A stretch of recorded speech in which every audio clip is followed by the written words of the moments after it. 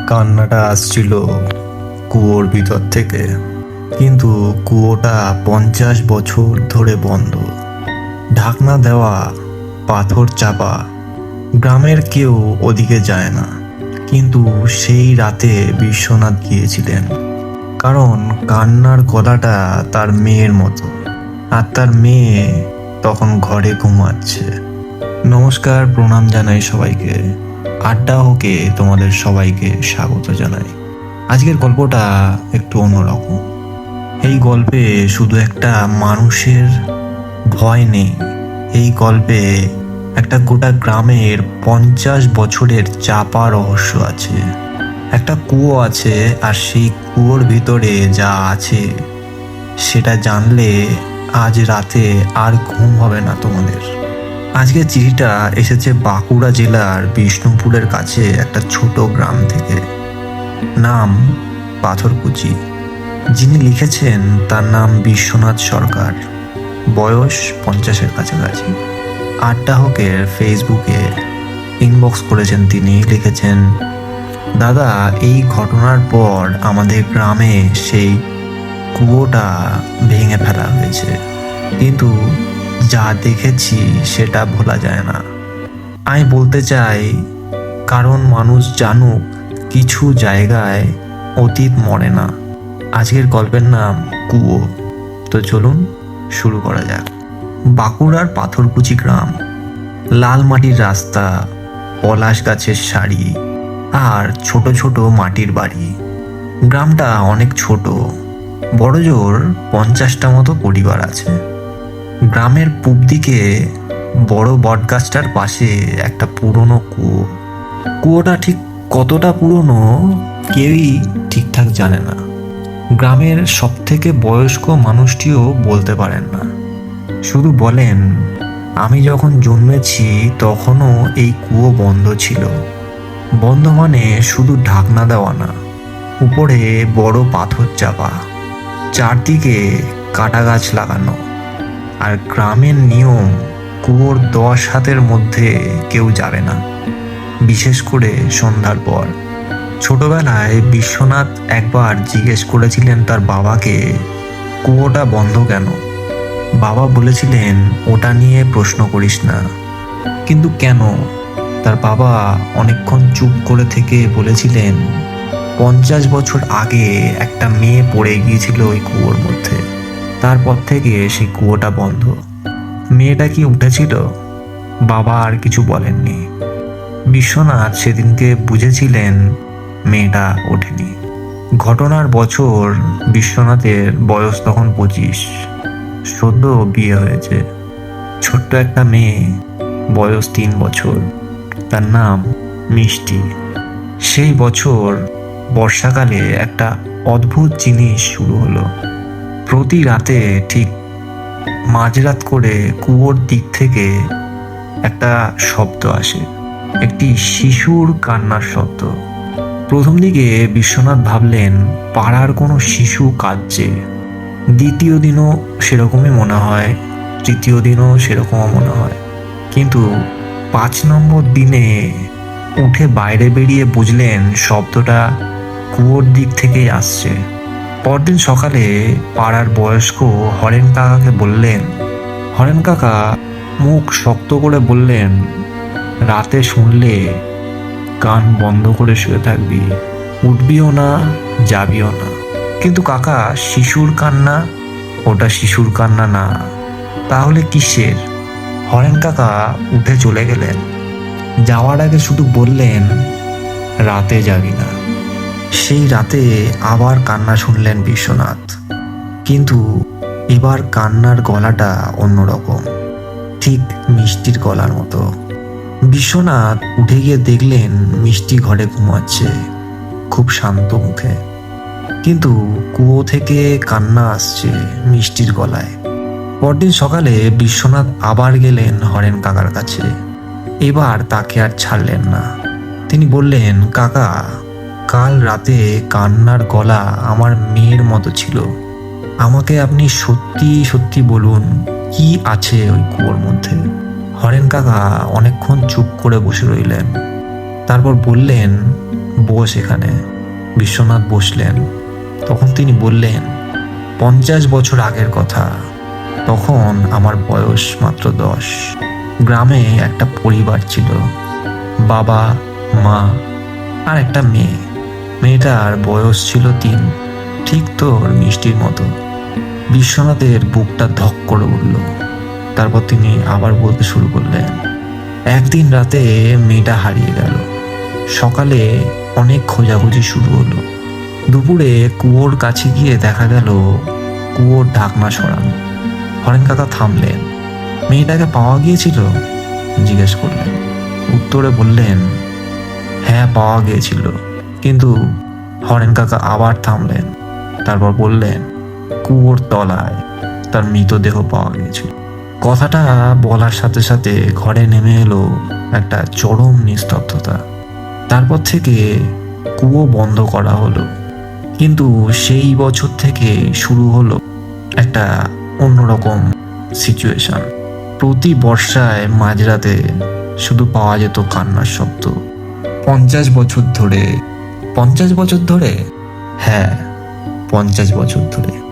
বিশ্বনাথ জিজ্ঞেস করলেন, 50 বছর ধরে? কাকা বললেন, হ্যাঁ 50 বছর ধরে। বিশ্বনাথ আবার জিজ্ঞেস করলেন, কাকা আপনি কি মনে করেন ওটা সেই মেয়েরই আওয়াজ? কাকা বলেন, আমি কিছু মনে করি না। বলে হরেন কাকা উঠে দাঁড়ালেন। শুধু জানি যে রাতে কান্না শুনে কুয়োর কাছে গেছে, সে পরদিন সকালে ঠিক ওই জায়গায় পাওয়া গেছে। মানে? কেউ জ্বরে পড়েছে, কেউ বা কথা বলা বন্ধ করে দিয়েছে, কিন্তু শেষমেশ আর কেউ বাঁচতে পারেনি। এখানে একটু থামি। বিশ্বনাথ দার চিঠিতে এই অংশটা পড়ে আমার হাত কাঁপছিল। একটা 3 বছরের মেয়ে 50 বছর আগে কুয়োর তলায়, আর তারপর থেকে প্রতি বর্ষায় সেই কান্না।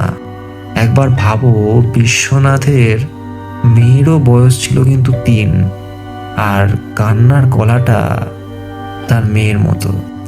এটা কি শুধু কাকতালীয়, নাকি ওই কুয়োর ভিতরে যা আছে সে চীনা গলায় সবাইকে ডাকে, স্পেশালি যাকে টানতে চায় তার কাছের মানুষের গলায়?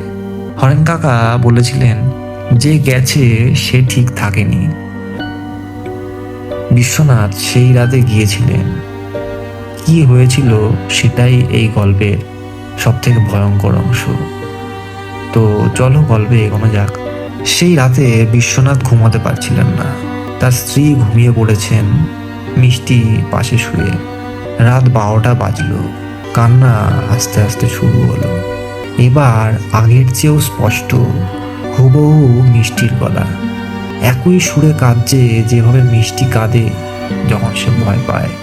বিশ্বনাথ মিষ্টির দিকে তাকালেন।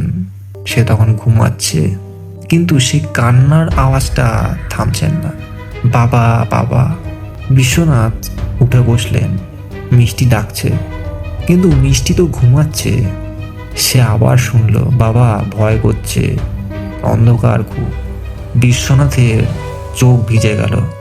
হরেন কাকার কথা মনে পড়ল, যাবি না? কিন্তু কান্নাটা, ওই গলা, মিষ্টির গলা। বিশ্বনাথ উঠলেন, লণ্ঠন হাতে বাইরে বেরোলেন। রাতের অন্ধকারে কুয়োর দিকে হাঁটা লাগালেন। কাছে যেতেই কান্না থামল। চারিদিকে নিস্তব্ধতা। বিশ্বনাথ কুয়োর পাথরের ঢাকনার সামনে দাঁড়ালেন, লণ্ঠনটি তুলে ধরলেন। কুয়োর গায়ে একটি পুরনো লেখা দেখতে পেলেন। সেখানে একটা নাম লেখা আছে, সেটা হলো মিষ্টি। সে লেখাটা দেখার সাথে সাথে বিশ্বনাথ পুরো পাথর হয়ে গেলেন। 50 বছর আগে যে মেয়েটাও মরেছিল তার নামও ছিল মিষ্টি। তারপর কুয়োর ভিতর থেকে একটা শব্দ এলো, খুব ধীরে, খুব স্পষ্ট, বাবা নামো। এখানে পৌঁছে বিশ্বনাথদার চিঠি পড়তে পড়তে আমার হাত পা কাঁপছিল।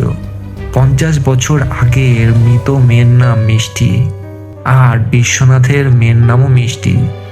এটা কি শুধুই মিল, নাকি কুয়োর ভিতরে যা আছে সে আগে থেকেই সবটা জানতো। সে কি বিশ্বনাথের মেয়ের নাম জানতো বলেই এতদিন অপেক্ষা করছিল? বাবা নামও, তিনটে শব্দ। তিনি এই শব্দর যে টান ফিল করলেন, সেই টানের কথা বিশ্বনাথ দা লিখেছেন। দাদা, আমি জানি না কেন, কিন্তু সেই মুহূর্তে আমার মনে হচ্ছিল যে নামা উচিত। মনে হচ্ছিল ভেতরে সত্যিই কেউ আছে। সেই টান কোথা থেকে আসে? বিশ্বনাথ কি নেমেছিলেন? চলো গল্পে এগোনো যাক। বিশ্বনাথের হাত উঠে গেল পাথরের দিকে।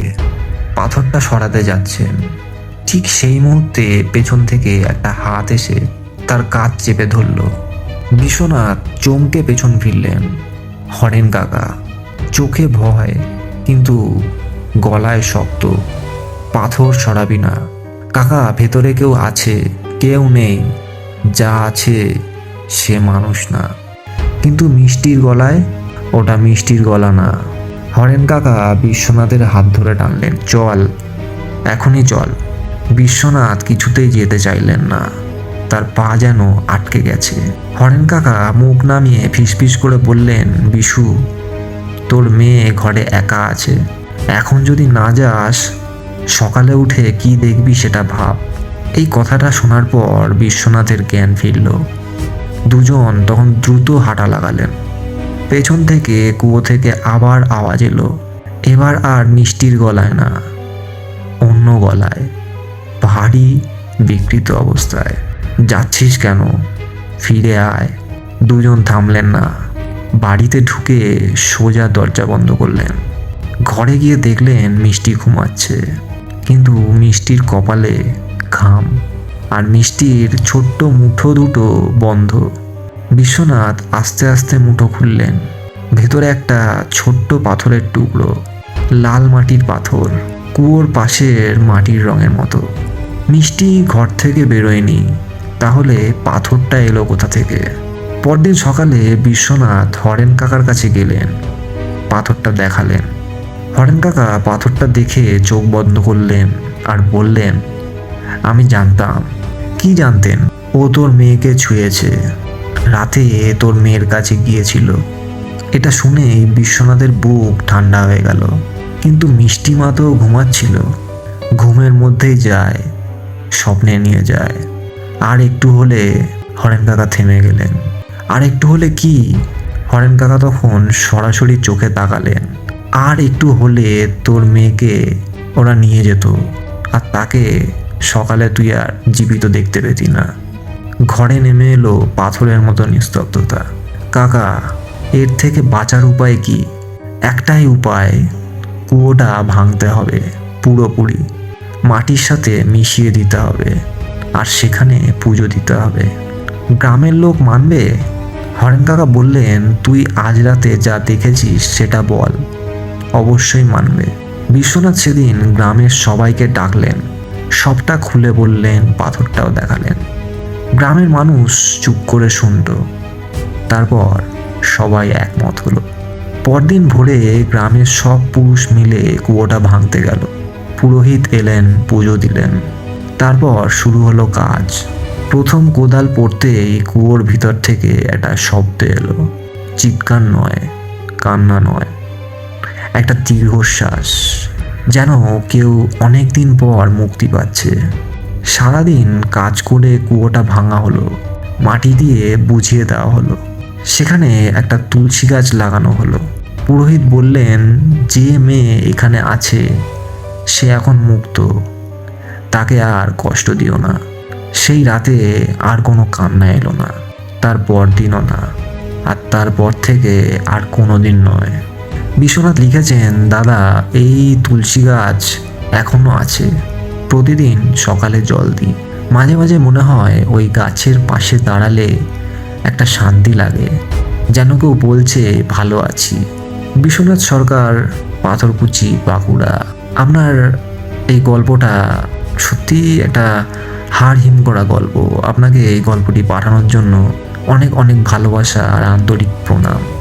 50 বছর ধরে যে মেয়েটা ওই কুয়োয় আটকে ছিল, আপনার সাহসের কারণে আজ সে মুক্ত। এই কাজটা কিন্তু একদমই ছোট নয়। আর হরেন কাকা, যিনি সেই রাতে না গেলে হয়তো আপনার অনেক বড় ক্ষতি হয়ে যেত, তাকেও আমার তরফ থেকে অনেক প্রণাম। তোমরা যারা আজ রাতে শুনলে, তোমাদের প্রত্যেককেও অনেক অনেক ভালোবাসা রইল। তোমাদের কাছেও যদি এরকম কোনো সত্যিকারের ঘটনা থাকে, তো এখনই আমাদের আড্ডা হোক ফেসবুক অ্যান্ড ইনস্টাগ্রামে ইনবক্স করে তোমাদের গল্পটা পাঠিয়ে দাও। মনে রেখো, তোমাদের গল্পই কিন্তু হতে পারে পরবর্তী চমক। সুস্থ থেকো, সাবধানে থেকো, শুভরাত্রি।